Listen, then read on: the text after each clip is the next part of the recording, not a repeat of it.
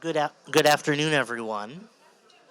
Thank you for braving the weather and the parking to come to the library this afternoon. It's always great to have a room full of people to hear some of our fantastic authors that we're able to bring to the library. I'm Peter Coyle, I'm the library director, and again, welcome to the library this afternoon. Before we start our program, I'd like to express our thanks to our sponsors of our Open Book, Open Mind series, the Montclair Public Library Foundation, the Montclair Foundation, and Investors Foundation for their generous financial support of this series. And while I'm on the note about financial support, very soon the Library Foundation will start their annual appeal. So as you see the mailings and the information about that, if you feel so inclined and you enjoy the programs that their financial support allow the library to bring, I hope that you'll take some time to express that in a financial contribution if you're able to do so. In addition to tonight's event, we have 3 other programs scheduled in the series in the coming weeks. On Sunday, November 3rd, here at the library, Daniel Okrent, author of The Guarded Gate, will be in conversation with Montclair's Jonathan Alter.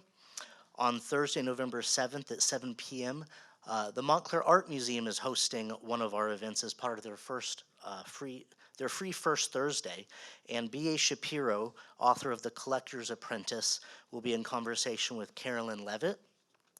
And then Friday, November 22nd at 7 p.m., Central Presbyterian Church on Park Street will be hosting our event. Pulitzer Prize winners Jodi Kantor and Megan Twohey, authors of She Said, Breaking the Sexual Harassment Story That Helped Ignite a Movement, will be in conversation with Matt Purdy. And that is a ticketed event, and tickets are available for purchase. And we hope that you'll be able to attend some of those events if you're able. Tonight, we're pleased to have with us Dan Barry, author of This Land, and he'll be in conversation with Matt Purdy, Deputy Managing Editor of the New York Times. Dan Barry is the author of the critically acclaimed This Land column, and he'll be discussing his 10-year touring the nation, gathering American stories for this column in this book. In addition to sharing a Pulitzer Prize with former colleagues at the Providence Journal, Dan has received, among other accolades, a George Polk Award, an American Society of Newspaper Editors Award for deadline reporting for his coverage of the first anniversary of September 11th, a Mike Berger Award for in-depth human interest reporting, and the PIN ESPN Literary Award for sports writing. We are very grateful that he's traveled from his home in Maplewood to be with us today. He'll be joined in conversation with Matt Purdy, Deputy Managing Editor of the New York Times, who lives here in Montclair. Since joining the newspaper in December 1993, he's worked as an investigative reporter, a projects reporter, and editor on the Metro desk. He wrote the Our Towns column in the Metro section for 4 years before becoming the investigations editor in 2004. Prior to coming to the Times, he worked for the Philadelphia Inquirer for 12 years. So we're very honored to have these 2 distinguished authors to be with us this evening. And we'd like to express our appreciation for the hard work of Dave Jones and our Open Book, Open Mind Advisory Board for helping to arrange the authors who are speaking to us this evening. And before we begin, I have one request. If you have a cell phone, raise your hand. If you've turned it off, raise your hand. If you're sure you've turned it off, please double check. And if you haven't turned it off, please turn it off now. And at the end of the evening in the lobby, Watchung booksellers will have copies of Dan's book for purchase and signing. So again, thank you so much for coming this evening, and we're looking forward to this fantastic program. And so without further ado, we'll have Dan Barry and Matt Purdy.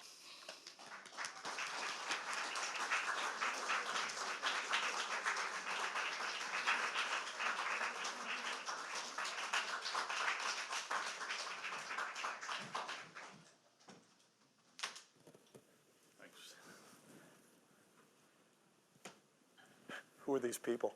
I thought you invited them. It's a big day for Dan. He's from Maplewood, and he doesn't get to come to the big city much. So just treat him gently. A little nervous. Thanks a lot for having us. I didn't hear the introduction, although I noticed that the introduction for Dan was a little bit longer than mine. But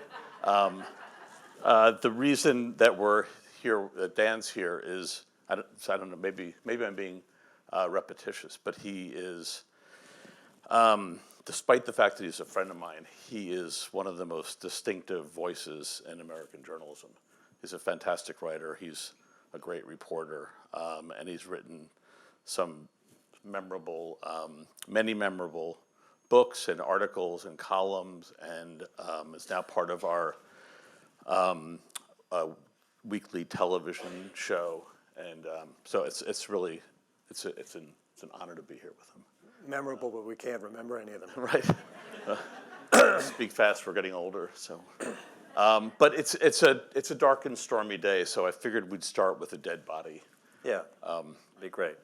Which is sort of the inspiration for the your column, this land column. And why don't you tell that? Sure.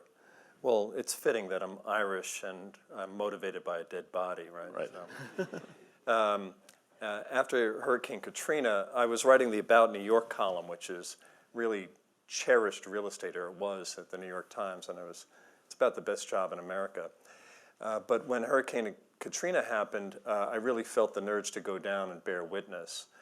And it was chaos. It really was in the early days.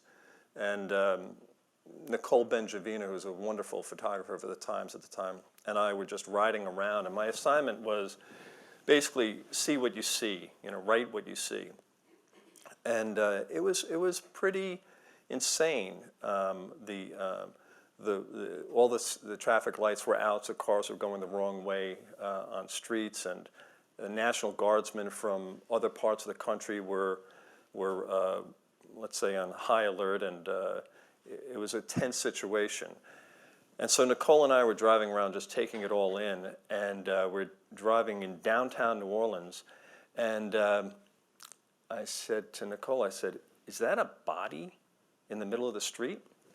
And she pulled over, and I got out of the car, and I walked over, and there was a body in the middle of the road. And this is the flooding didn't really reach this part of the downtown, and it was the body was covered in a tarp, and there was a traffic cone at its head.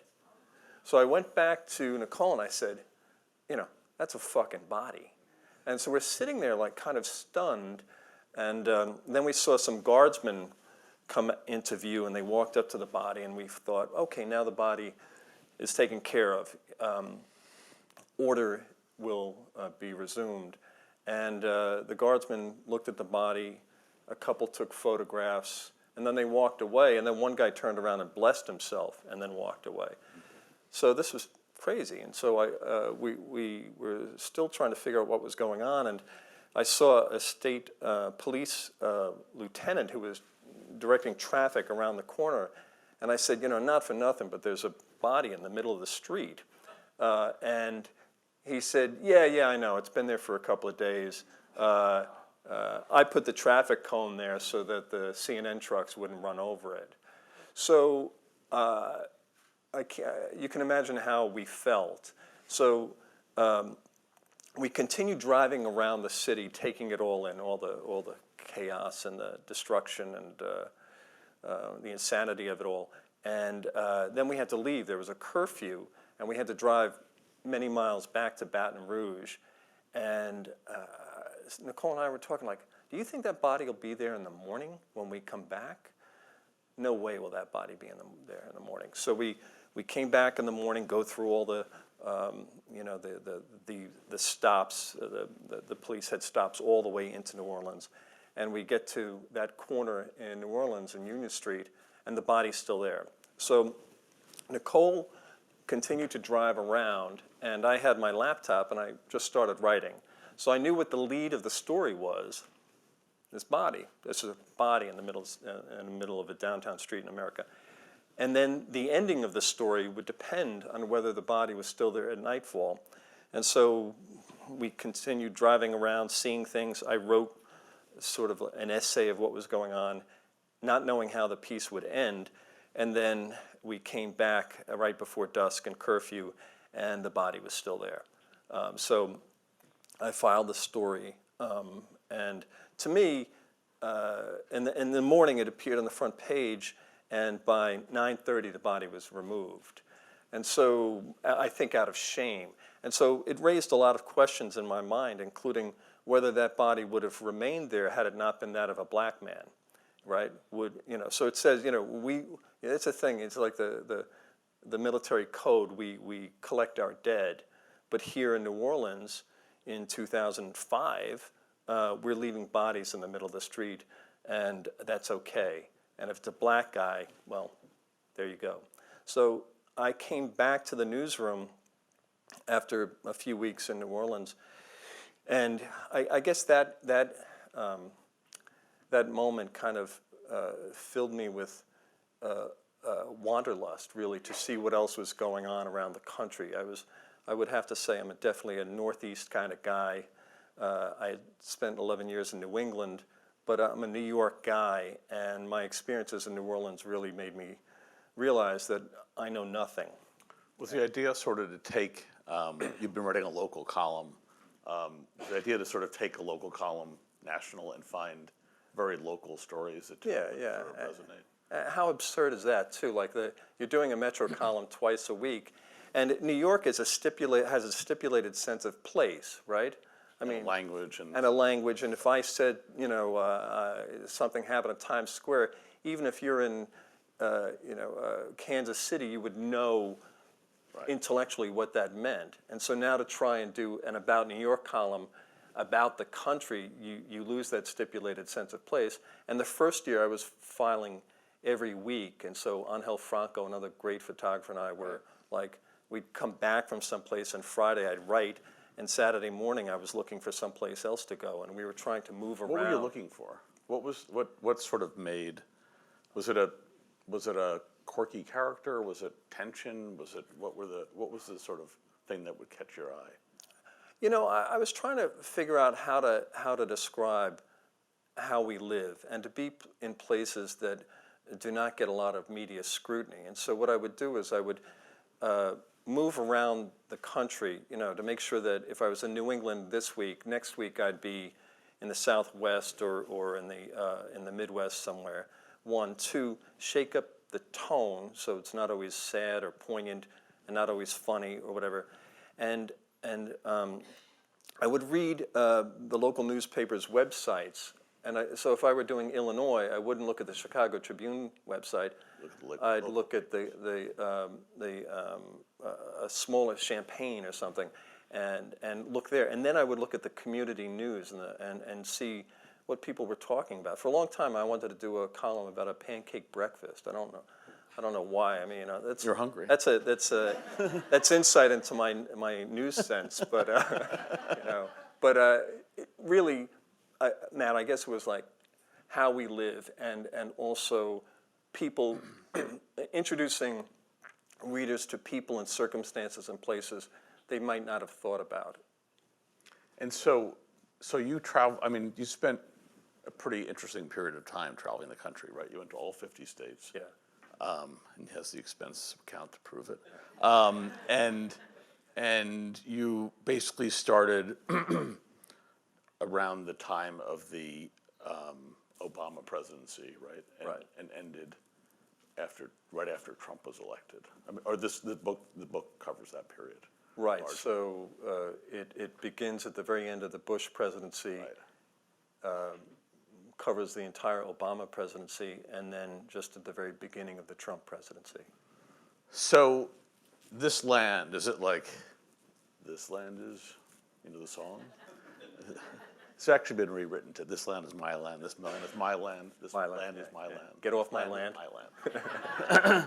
We're breaking that story later. Yeah. Is it that this land, or is it like this kind of consternation about like a recalcitrant teenager? This land. Which land is it? Which land do your 50-state, multi-year travel through the country? Sort of, what is your take, especially given what the sort of country is going through now and has gone through sort of during that period? What's the country going through now? I must have missed that. I don't know. I do think that as a country we go through these fevers, and then the fevers break. in 1924, the Ku Klux Klan had a presence It's the year Dan and I started the paper. at the, yeah. Right? The Ku Klux Klan had a presence at the Democratic National Convention in New York City. They descended upon Madison Square Garden. That sounds crazy.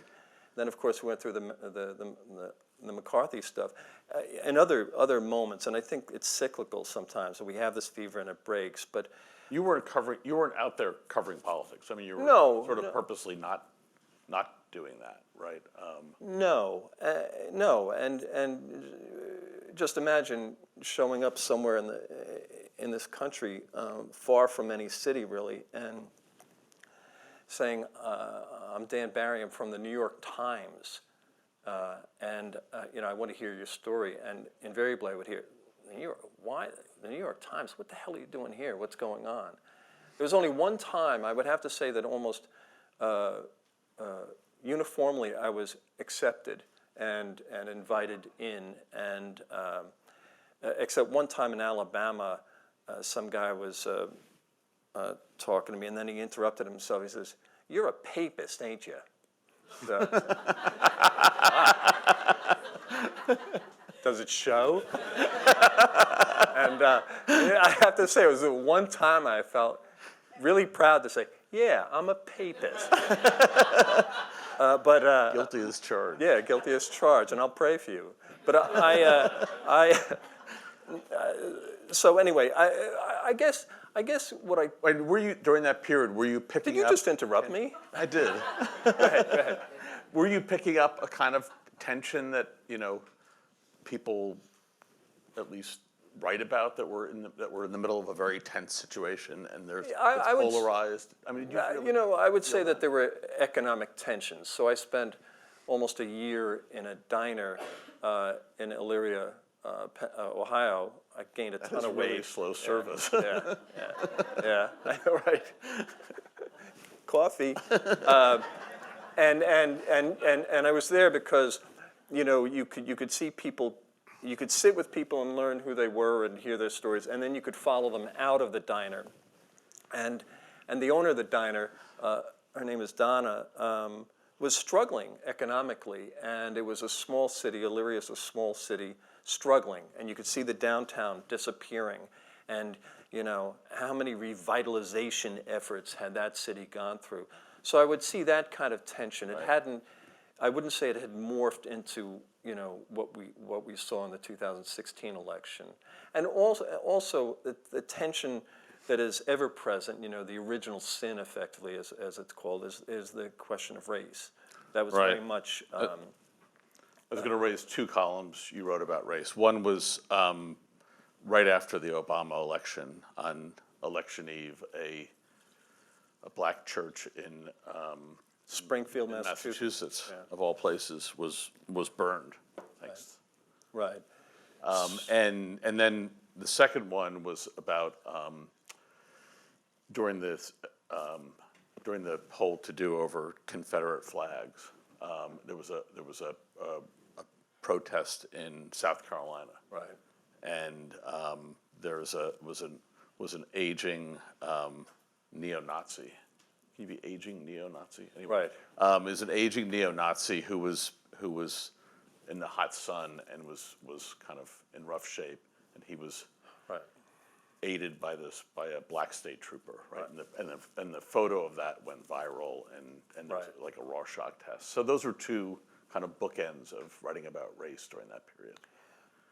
Right, and so the story in Springfield, Massachusetts, was that the night that Obama was elected, three knuckleheads were so upset at the notion of having an African American president that they decided to burn down a church that was being built. It was like 80% built, and it would be a predominantly African American congregation, and they burned it to the ground. And so the story was about the bishop, a man in his 70s, rushing to the scene, and it's in the middle of the night, and he's sitting there. Someone had brought him a chair, and he's wrapped in a blanket, and he's seeing his dream. He had spent a lot of time raising money for this, and working day and night to erect this church, and it just burned down. And so you know, the sparks are going up like fists of anger into the air, and I asked him how he felt, and he said, you know, he said with tears in his eyes, he said one word: rebuild. And I thought that story, one, showed that this kind of racism isn't, you know, we keep learning this. We don't, you know, we know this. It's not just about the South. You know, this is in Springfield, Massachusetts, and secondly, the idea that, and I saw this theme over and over again in my travels, a kind of resilience, a kind of like going through a crisis, going through some catastrophe, oftentimes of our own making, and getting beyond it and rebuilding and learning from it. And I did a follow-up column about that bishop, and 3 years later, he proudly walked me around his brand new church. Oh, it was beautiful. So, and as for the state trooper, so right, this Nazi was so overcome by the emotions of the day. You know, how dare they remove the Confederate flag? But he was overcome by the heat, and so this state trooper, he was actually effectively the superintendent of the state police, but he was in uniform and he was helping in traffic and crowd control. And he saw him, didn't say who he was, you know, but he helped the guy up the stairs while the guy's daughter was behind him, and she wore a shirt that said something about the superiority of the Aryan woman. And the trooper said nothing, brought him up, and as I said in the story, you know, brought him to a room that was air conditioned and let him cool down. So that moment said to me that, you know, there are times that we do respond to our better angel side. So let's move on a little bit to some of your have some vodka. Yeah, that's right. So in the tradition of big city columnists, you seem like you're inspired by these larger than life, incredibly flawed politicians. Like who? Well, we'll get to Buddy Cianci. He's the flawed one. But you spent a lot of time covering Rudy Giuliani. Remember? Yes, Remember that? it rings a bell. Yeah. Talk about him a little bit. I mean, you've we can get to there was a show on the Weekly, I guess last week that you were in, Right. About Rudy, because so many of us have covered him for a long time. But Yeah, you know, so to call him complicated doesn't do justice to the word complicated. But if you know, I think one of the reasons there's this disconnect right now with how Giuliani seems to be behaving now is because most of America remembers him as America's mayor, right? He had that 3-month period after 9/11 where I have to say, having been there, very much intimately involved in what was happening at that time, he did step up, you know. And other people say, "Oh, anyone could have stepped up." Well, not everyone does, and he did. And but I say that having known him before 9/11, and so if you remember, his first term was cleaning up the city, right? And then the second term, beginning in 1998, which they did, crime went down, you know, in part because of some work that had already been done by David Dinkins and Ray Kelly. But right, so there was a palpable difference in the feel of New York City after the first term of Giuliani. The second term, he became much more jaw-jutting, much more confrontational. He had absolutely no relationship with the African American community in the city, none whatsoever. save one or two ministers who liked him. And he used to, you may not remember this, but he went through a campaign of promoting civility. He wanted to crack down on jaywalkers. He wanted us all to be nicer to one another. Yet the guy was like screaming at press conferences all the time and losing his mind on the radio because some guy wanted to talk about the civil rights of ferrets or something. I don't know if you remember that. And you know, obviously the guy, I beg your pardon? That's a true story. It is a true story where the guy wanted to know why ferrets I'll couldn't- point out whenever he says something is true. Yeah. Everything I've said thus far is false, but that's true. Giuliani had a weekly radio show, and a guy called up about ferrets. Why aren't ferrets allowed to be pets in New York City? And Giuliani lost his mind. He even insulted ferrets and called them weasels. He did. So you know, so it's that behavior, the way he responded to the police killing of a man named Patrick Dorismond outside of the Wakamba Lounge on 8th Avenue and around 38th Street. It was absolutely the fault of the police. Patrick Dorismond hadn't done anything wrong, and Giuliani's initial response was to release the guy's minor juvenile criminal record. Now, the guy's dead, okay? So he effectively broke the law by doing that. And then he said, you know, and let me just say, the guy was no altar boy. Well, in fact, Patrick Dorismond had been an altar boy. So you see Giuliani having issues with the press, losing his temper all the time, and not being civil, and being a little off, the guardrails. He's ignoring the guardrails. And so what we see now, to anyone who was covering him back then, it has There's a relationship. great resonance. It's not a surprise. Right.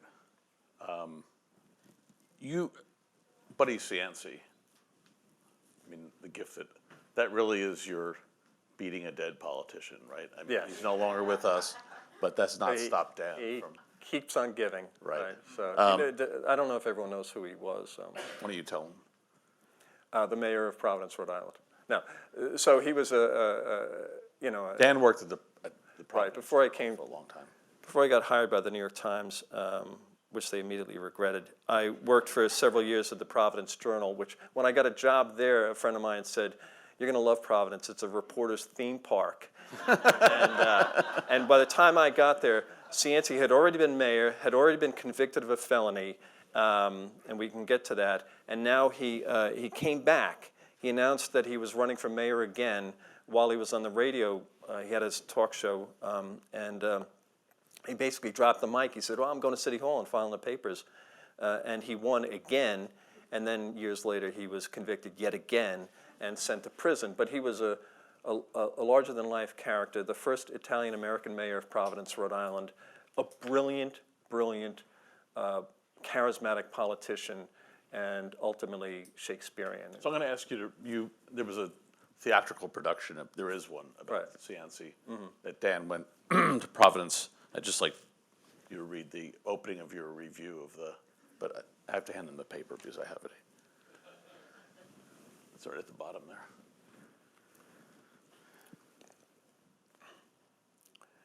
The swapping of buddy stories is a common pastime here in Providence. Nearly everyone is in on the game because the man called Buddy was everywhere, at the block parties, at the ribbon cuttings, at the Little League games, in the bars, in your head. It hardly matters that Buddy, also known as former Mayor Vincent A. Cianci Jr., has resided for the last 3 years at the St. Anne's Cemetery in nearby Cranston. He lives on in anecdotes that sound apocryphal only if you haven't spent time in Providence. Here's a test. Is the following true or false?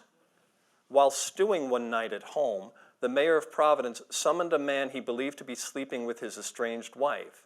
Then, in the presence of a city police officer guarding the door, he tortured and assaulted the man with an ashtray, a fireplace log, a lighted cigarette, and a coffee mug. Good for you if you guessed false. There was no coffee mug.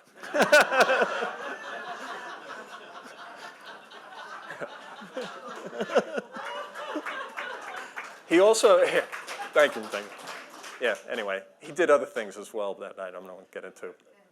So Why did is that how he ended up in jail? he was convicted for that, and it was a felony, but he didn't do any prison time for that, but he had to step down as mayor, and that led to him having a job as a radio talk show host. And then after several years, he ran for mayor again and won. And then he was convicted of RICO. There was a RICO case built against him and his administration, and he was convicted and spent several years in prison. And then came back again to the radio, and he just died a couple of years ago. So. It's a sad story. Yeah. But as a reporter, you live for people like that. Like people complain, oh, Buddy, but but if Buddy weren't there, people in Providence would just be staring at each other, slack-jawed, with nothing to talk about. So. So where did your writing begin? I mean, Dan wrote a very good memoir in '04. Is that right? And we can talk about that a little bit. But where did you write a little bit in here about how you started writing and the role of stories in your family, and talk about it a little bit. Yeah, I've thought about this a lot, but it always comes down to the same thing, and I get tired of saying it, but it's true.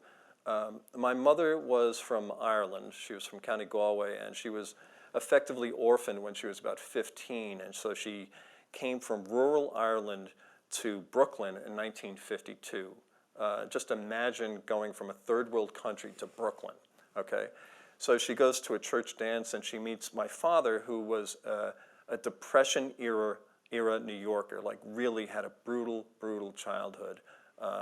His parents were both alcoholics, and they used to like chain him to a lamppost while they went drinking. So it was kind of a difficult thing, but they fell in love. They married. They had a beautiful child. That was the second child, my brother. They had me. But anyway, the way that they communicated, I mean, it was a complicated situation in many ways, but the way they communicated was through stories. So my mother would, like, the TV would be on, but the sound would be off. Like Merv Griffin would be talking to Arthur Treacher over there, but we wouldn't be listening to him. We would be listening to my mother because she had just gone to ShopRite, and she had bought a quarter gallon of milk, right? And it would be a Homeric epic, okay? It would be about the woman in front, and she was buying some Lucky Charms, so what kind of mother could she be?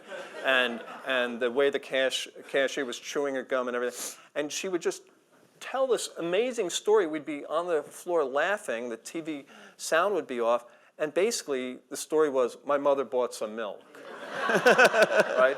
And so then, and my father was always raging against the system. He had a miserable childhood, so he was always challenging authority.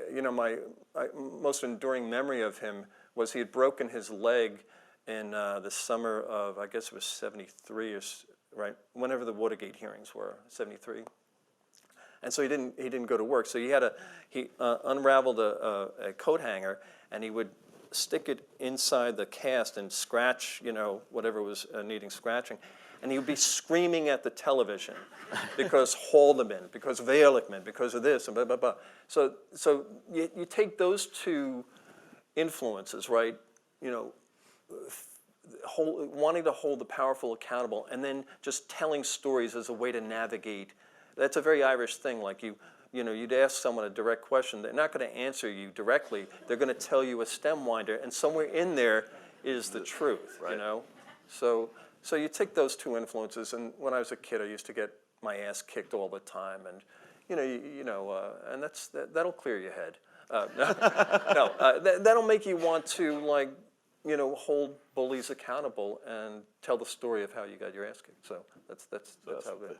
Yeah, that's the whole book. So great. You should buy this land, but you should also buy the memoir. It's really fantastic. But what made you decide to write a memoir at the age of? You're now 42, so you were at the age of 29. No, in your 40s. What?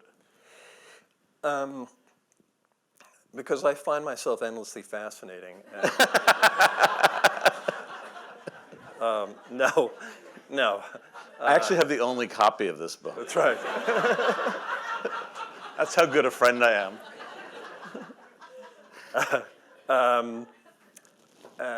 I had gone through a really difficult bout with cancer, and almost didn't make it. But through the blessings of the brilliance of the people at Memorial Sloan Kettering, I came out the other end okay. And so when that happened, my wife Mary and I decided to go to Ireland for like 2 weeks just to clear our heads and breathe some different air. And we took our infant, toddler daughter Nora at the time. She's 6 feet and 22 now. But anyway,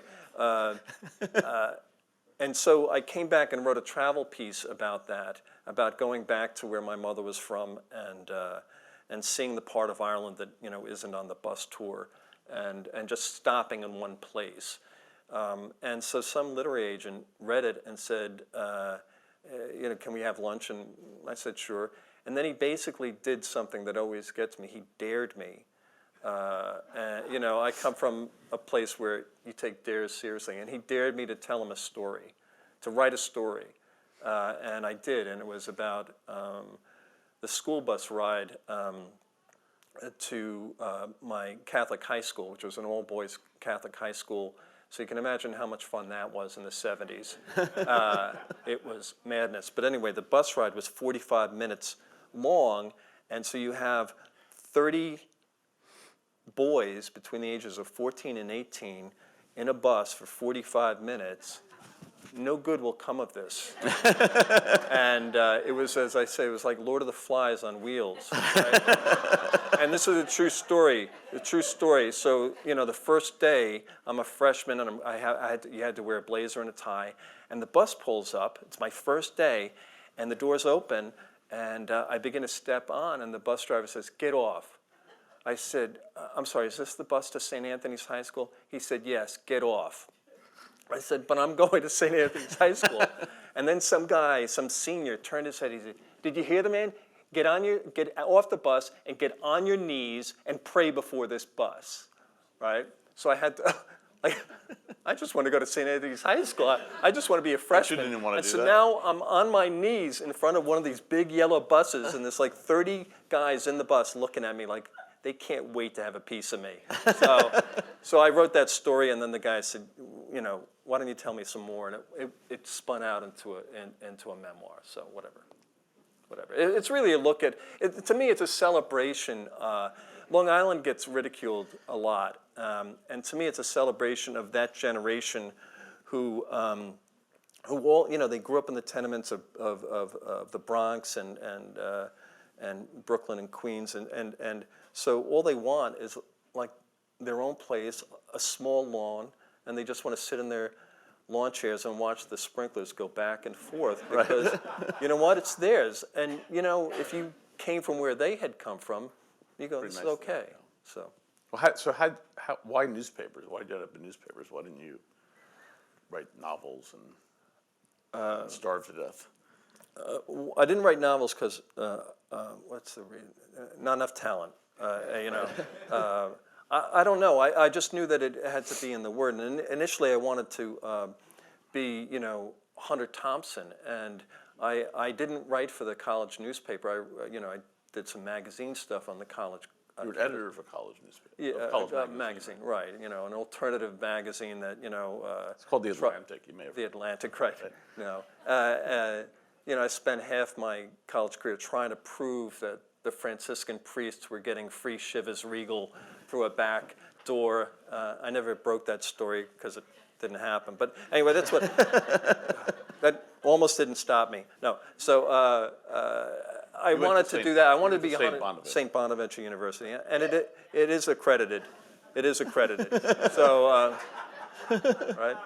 So I wanted to be Hunter Thompson, but I graduated, and there were no jobs for, a smart-ass 22-year-old who thinks he knows everything to write for the Atlantic or Harper. Right. So I dug ditches, I worked in delis, and then I just sent out like 100 resumes, and one place bit in Connecticut. Where was that? Manchester, Connecticut. It's outside of Hartford. So And then you went to Providence from there. yeah, exactly. So tell me your sort of what influences, what do you read? I know you read a lot. And who, do you see yourself fitting into some sort of your writing fitting into some sort of a tradition? I mean, certainly journalistic, but other people that you read. I don't know whether I fit into any kind of tradition. I do read poetry because I find the compactness of language is helpful. I think the best poets are extraordinary in their use of their spare use of language for the most effect. And so, I'll read Mary Oliver, and I'll read Seamus Heaney, and I'll read Billy Collins. I'll read anything like that. When I was a kid, I was very much influenced by Jimmy Breslin. He was a cranky, sometimes unpleasant guy, but he was a brilliant stylist. You got to know, right? Yeah, I did get to know him. A brilliant stylist and an indefatigable journalist. Like, into his 70s, he was like walking up tenement steps, and he got beat up at the Crown Heights riots. He was there. He was a guy who was always there, bearing witness, and so that was a great influence for me. And so I want to get to one of your more cinematic pieces that ran last year about the Jane Doe ponytail. Maybe just like briefly explain the story, and then we can. Sure. Very quickly, a couple of years ago, the Daily. I always read the tabloids because I'm always looking for stories. Just like the community briefs. And there's one that it was a brief story, and it said, "Prosty death leap fleeing cops," and I've been around newspapers a long time. I've never even heard the term prosty, right? And so it was about a woman in Flushing, Queens, a Chinese national who was working as in massage parlors, probably being paid for sex. She definitely was, and so she died fleeing the cops or whatever. She fell or jumped from a balcony of a really horrible building in downtown Flushing where there's a bunch of restaurants and a lot of tourists walk by. And at that time, the women who worked in these massage parlors would stand on the streets and solicit you.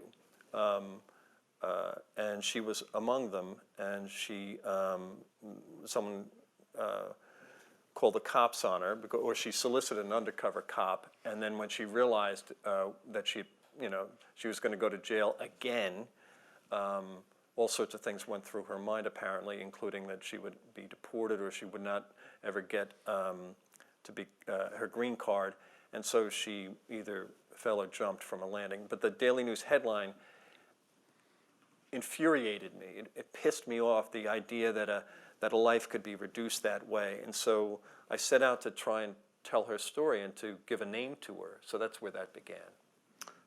Just as a piece of writing, I think it was a great opening. You use this moment where we don't have time to read the whole thing. It's a very long story, but you use in the opening. You use her sort of leaping or falling, and then there's literally as and figuratively as the story is suspended, as she's suspended in air. You sort of tell foreshadow so much of her life, and then she falls. So how did you? I mean, it's. If you want to know more about it, get out of your school library. No, it's a fantastic piece. You should really look up. It ran last year in October, I believe. But how did you, when you think about that as a piece of writing, is it kind of music or visual? Is it like a movie, or are you seeing a sort of panning in and panning out? How do you think about that kind of an opening? just as a writer sitting down with, this mound of reporting? I think that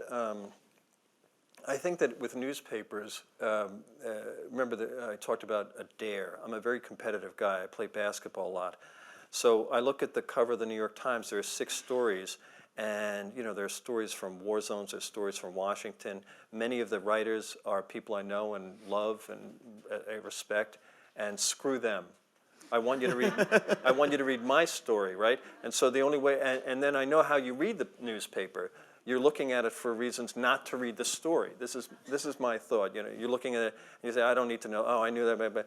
And so my only chance of you reading my story is with the power of the language in the very first paragraph, and saying, okay, give me 5 seconds. Literally, if you think about the calculations here, 5 seconds. Read the first paragraph.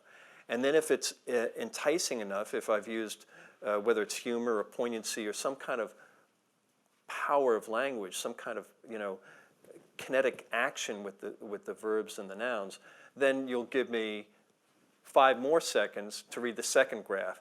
And that's the game I'm always thinking about, so that by the third or fourth graph, you're in. You're going to go for a journey with me, right, all the way through. So that's what I think about it.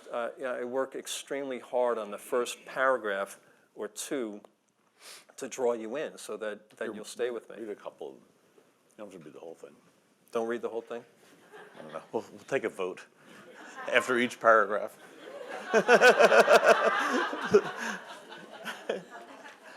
Yeah, I really don't like you.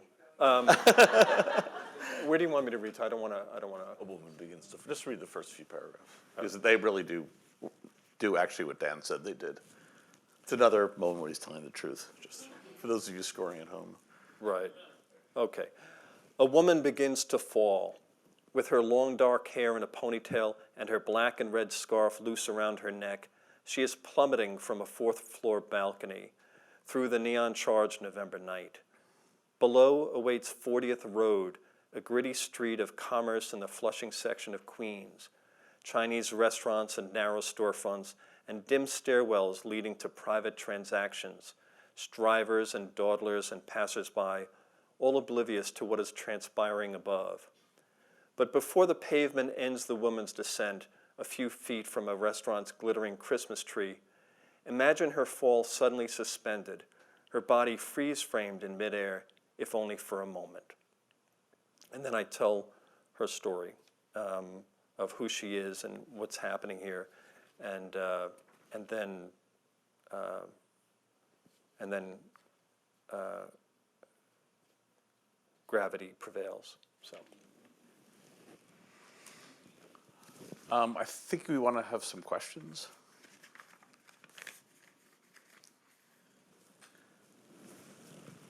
Really? Thank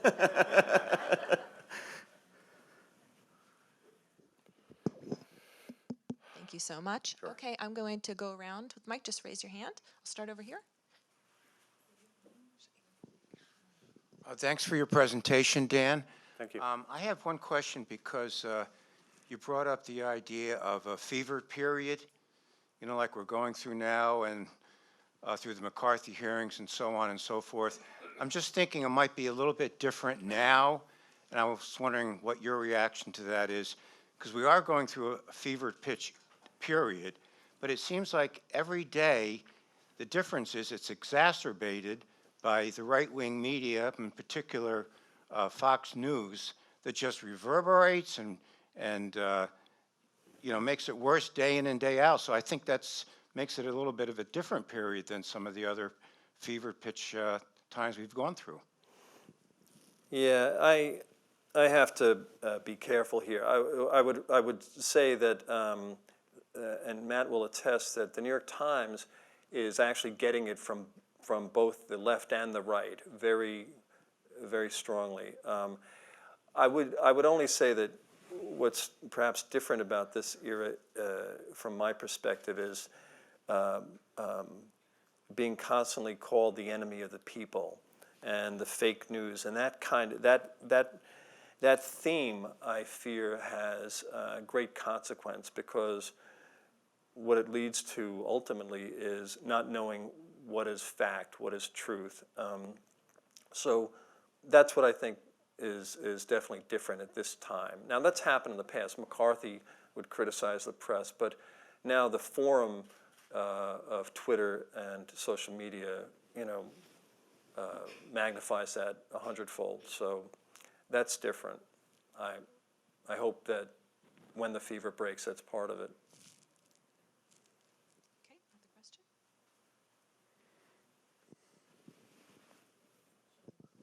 Hi, Dan. Hi. Carla Baranakis here. Oh, sure. I'll get back to you on that other. Oh, no.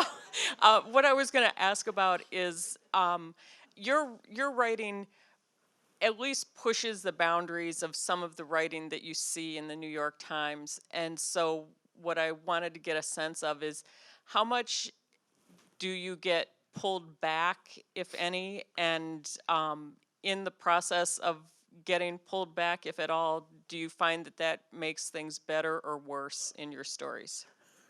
Okay, so first, Carla, are you suggesting I need to be pulled back? Suggesting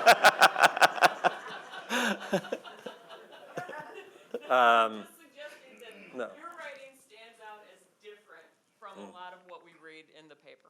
Right. So a couple of things. When I got hired at the New York Times, I think, and there are some Times people here, I see Glenn and some other people, I think people thought that they had to adopt a Timesian voice, and they had some general sense that it was, that it included the voice of someone who had an initial and a middle name and a last name, right? And that there was the Timesian voice. By the time I came to the New York Times, I was in my mid-30s, and I was not interested in that. So I just wrote the way I always wrote or thought, and the truth, and it punctured the myth. The Times enjoyed that, cherished and nurtured that kind of writing. And so if you look back to Gay Talese and some other people back in the early 60s, it was already taking root. In the Jane Doe ponytail story, yeah, to suspend a moment and pause. I came up with that, but I have to say I was encouraged greatly by Christine Kay. And Christine Kay passed away earlier this year, very close friend of Matt's and mine, and a brilliant editor who understood that. And yeah, she would slap me upside the head if I was going too far. But that's kind of my job, is to see how far I can push it in terms, not in terms of fact, but in terms of conveyance and mood and everything like that, and then have the editor say, you know what, you're going too far. When I would file a column, honest to God, the best part of the job was having the conversation with the copy editor before it went to print, because I would say, we would have a real conversation about language, about does this work? And I would always ask them, is there anything in here that makes the back of your neck begin to perspire out of embarrassment for me and for us? And then they would say, yeah, this word's a little off, or this phrase, I didn't like it, I didn't get the joke, or whatever. I'm always open to that. So it hasn't been an issue for me, because I think it's a conversation among us. So. When you write a story, is it initially edited by somebody who speaks to you and gives you that kind of feedback, and then it goes to just a copy editor? In other words, is there a double process of copy editing? It's changed over the years, and we don't have as many copy editors as we once had, which is probably not good. But in recent years, I've been working on projects, and so the Jane Doe ponytail story with Christine Kay, it was the two of us often locked in a room. So that would be a long-term piece. So you're buddied up effectively with one editor who knows what you're doing. Then when we were done, then we would present it to another copy editor, in that case, Lainey Shapiro, who is unbelievable, and then it would be read by a dozen people, including Matt and everyone on the masthead. That would be for a project, right? For a column, it would still get, I'd say, a half dozen eyes on it before it wound up in the paper. But every piece of Every written article has at least 2 sets of eyes on it before it's published. Right. I mean, in addition to the person who. And then if it's a bigger investigative piece or some kind of project, many eyes, right? Right. And people are not shy about sharing their opinions. No, they're not.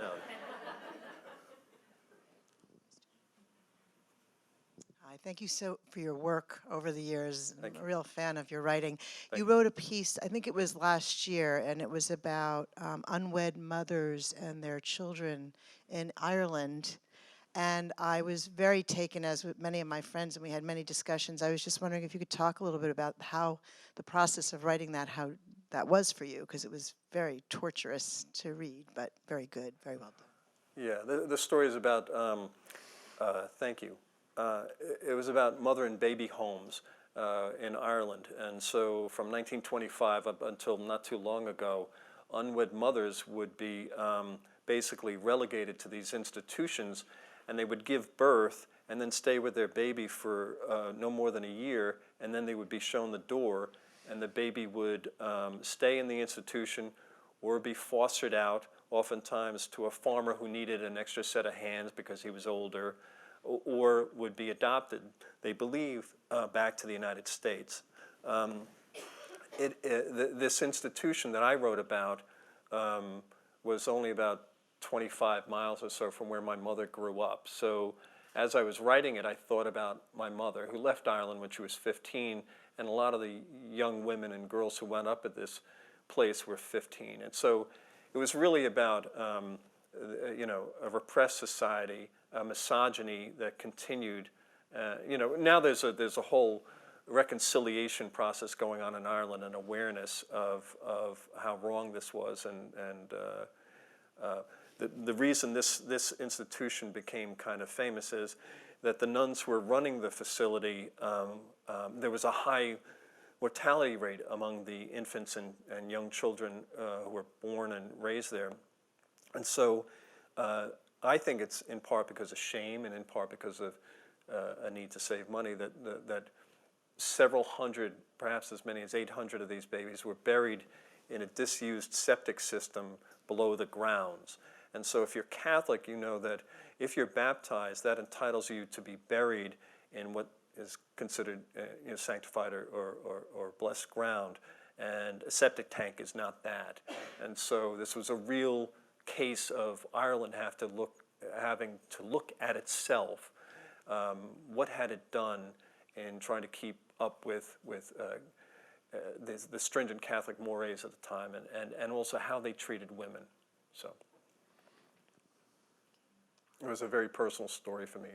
Yeah. I'm just wondering if you can share some of your thoughts about the Central Park 5 and journalism during that time. Well, I didn't write about that. My good friend Jim Dwyer did, and he's been very candid about how his opinions have changed over the years, and how he and some of the other media were suckered by that situation. I guess all I remember is the full-page ad that was taken out by a developer in New York City at the time, who recommended that they all be executed. I think in cases like that, the reason we remembered it's 30 years ago is because, at least in the New York Times, we're going to screw up, we're going to make mistakes, and then you make the mistake, then you have to just learn from it. And so I think that the Central Park 5 case has been incorporated into the journalistic DNA in New York, if not around the country. So we just have to learn from it. So. Try to steer clear of your concerns about getting into Fox News, but the Heartland, I mean, you spent a good bit of time there, and currently we see people both in the Heartland around the country who seem to be in the thrall of what look like lies and vulgarities and so forth. It seems like a disconnect when I think about it. Was there anything about your experience over the 8 years that would explain or illuminate some of this behavior, acceptance, excitement almost around both vulgar and lies and so forth?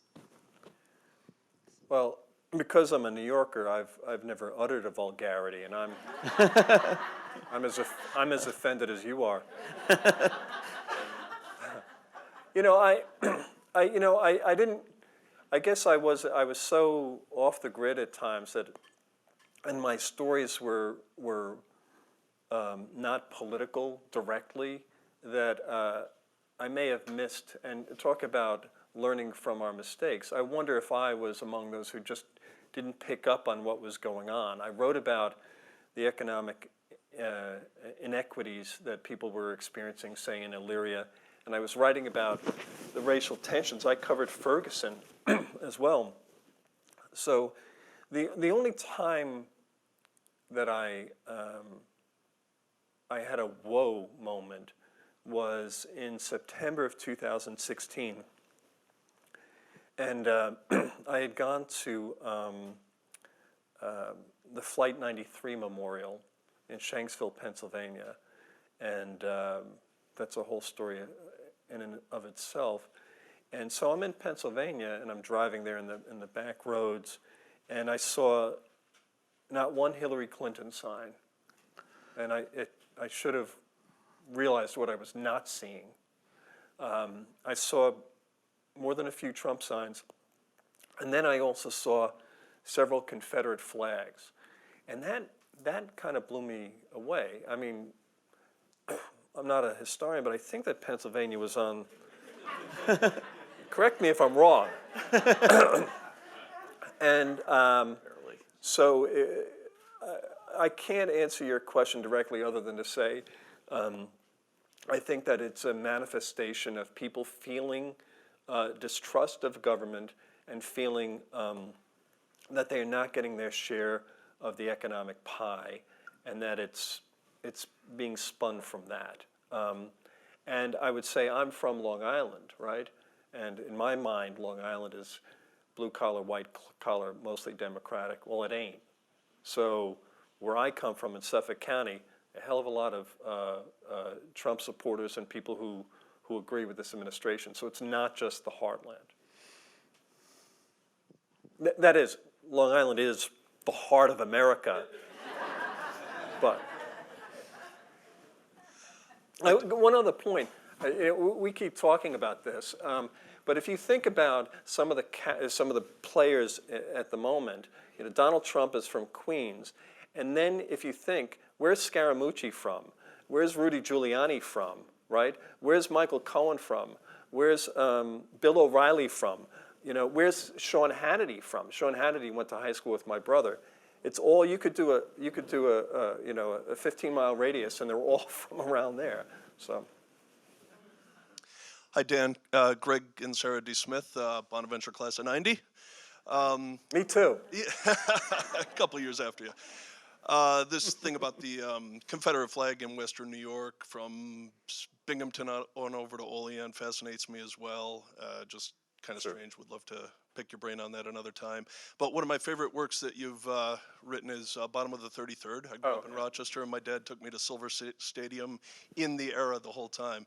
Wondering if you could elaborate on how you got into that. I'm assuming it took root in Providence while you were there. Love the book. I'm hoping you'll sign at least one of the 3 copies I have here tonight.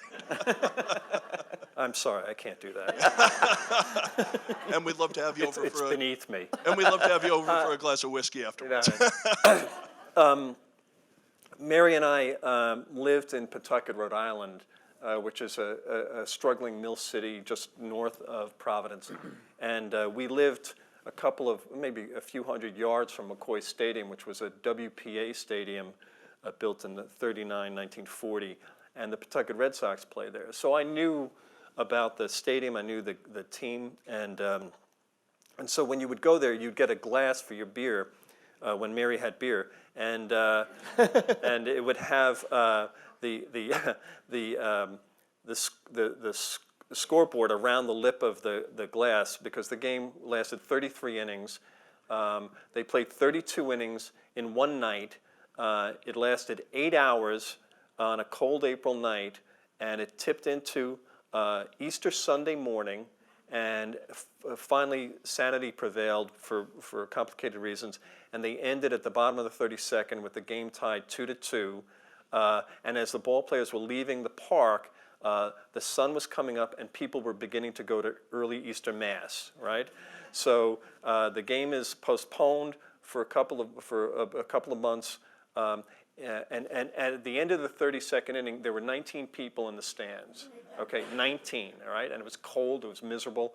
The ball players are burning bats in drums to keep warm, right? Like, you know, like burning spuds in the East River, along the East River, right? So 19 people, bottom of 32, they call a timeout. This is crazy. When they resume the game, it's a lovely June afternoon, but in the interim, Major League Baseball went on strike. So the land is hungering for baseball, okay? And then someone says, hey, that's the longest game in baseball history. They're going to resume in June in Pawtucket. So whereas there were 19 people in the stands at 3:30 in the morning, for the top of the 33rd, there were 6,000 people, filled to overflowing, and international media, okay? And so, of course, the game lasted, the continuation of the game lasted 18 minutes. So the book is about the struggles of minor leaguers. You know, if people, you know, we have minor league baseball right around here. I tell you, the next time you go, whoever those guys are playing, you know, I know it's an independent league. They're not necessarily affiliated with anyone, but to be playing at that level, you got to be unbelievably good. And I think we tend not to appreciate how good these ball players are. And so the story was about striving, ambition, a lot of American themes, trying to get someplace else. So if you're playing for the Pawtucket Red Sox, you're trying to get 45 miles up to Fenway. And a lot of those guys never made it, even though they were the best ball players in their county, sometimes in their state. They could not get to Fenway. And then after that happens and you don't make it, who are you and how do you continue? That's what the book is about.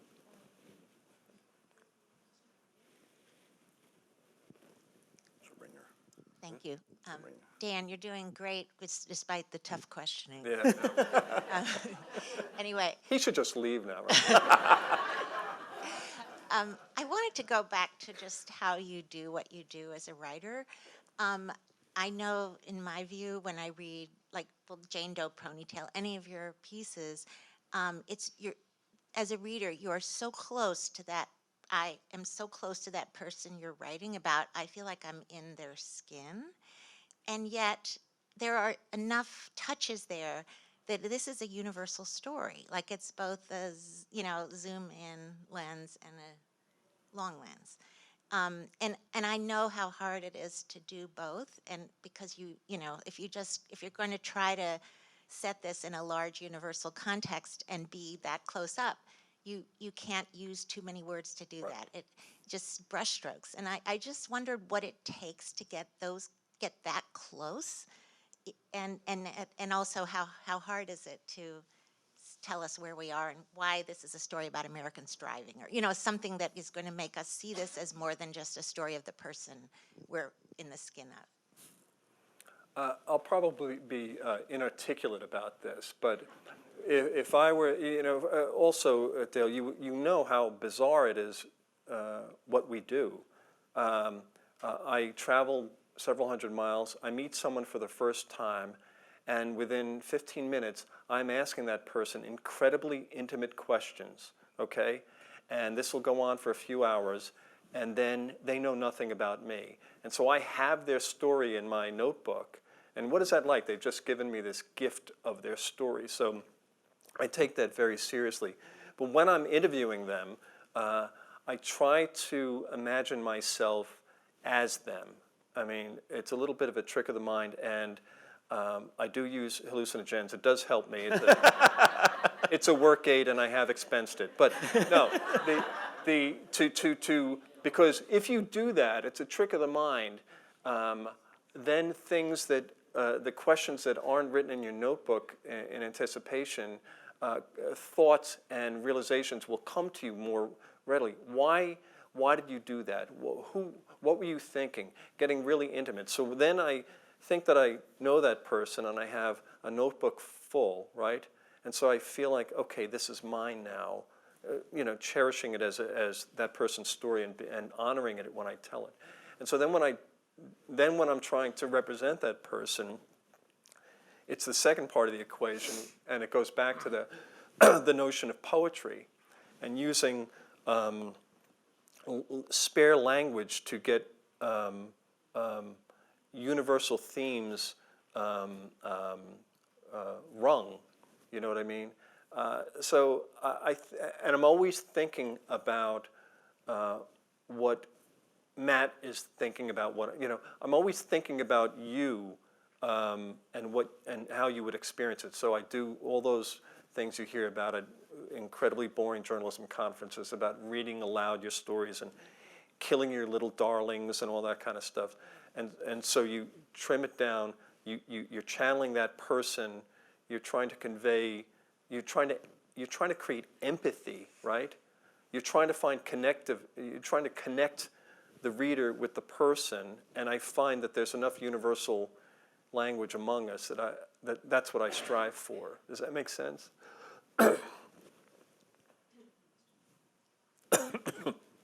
This may not have been your bailiwick at the Times, but did you ever do any columns about any of these mass murders that have happened across the country? And if you have, what do you make of that phenomenon? The mass murders, Columbine. There's so you name it, Florida, whatever. You wrote about the Pulse, right? Yeah, I've written more than my share of that stuff. I covered the first funeral up in Newtown, Connecticut. I wrote about the Gabby Giffords shooting, which isn't a mass murder, but it's in a similar vein. And I went down to Orlando and wrote about the Pulse nightclub thing. And there are other reporters at the Times who sadly are always summoned to cover these things because you begin to know the routine. You know what I mean? So from a journalistic perspective, it's extremely difficult. But when reporters are covering something like that, as horrific as it is, as horrific as Newtown was, as horrific as 9/11 was, reporters will compartmentalize. Do you know what I mean? So, for example, in 9/11, I know what happened. I was there, and I was in the newsroom, and I wrote for days, for a year about it, effectively. But I came upon this realization of compartmentalization because I was so focused on the first story, then the second story. I'm working on the third story, and the phone rings, and I pick it up, and it's Brian McShane, and he says, Danny? So he's using my name from Deer Park, from Long Island, and he says, Danny, they can't find Terrence. And so that's his brother, who was both a New York City police officer, and then he became a New York City fireman and firefighter, and he was on the lower concourse, and he died. And so hearing this guy who I'd grown up with and knew very well calling me Danny, saying that his brother they can't find him, so he's still holding out hope. The compartmentalization broke down right there, and I went under my desk and cried, and then came back up and then continued it. So that's what reporters do. They compartmentalize, they set aside their emotions, they focus on the pulse, they focus on the numbers, they focus on the victims, and then sometime later, there's some kind of decompression, some kind of moment. And it could be small and it could be large, and it could require counseling or it could not require counseling. But that's what happens, and that's what's happened to me. Time for one last question. Hi, Dan. Hi, Glenn. I guess I should know this, but I've just got to know. What was the backstory on the body on the street in New Orleans? What was his story? Yeah, so thanks for asking that. They removed the body after the story ran, and then 6 months later, I never forgot the body, right? And so 6 months later, Angel Franco and I went back, and we followed its journey, sadly, where it went from a temporary morgue to another morgue to another morgue out in the sticks, and then it was finally buried. The man was finally buried with a lot of the other unidentified dead in a memorial in New Orleans, and they never ever were able to identify him. So, and I tried. So, but we tried to give him dignity by explaining what do you do and how did this system work, and it was still, you know, chaotic 6 months later. So. Well, please keep telling these stories. Thank you both so much. Oh, thank you. Thanks. Thank you. All right.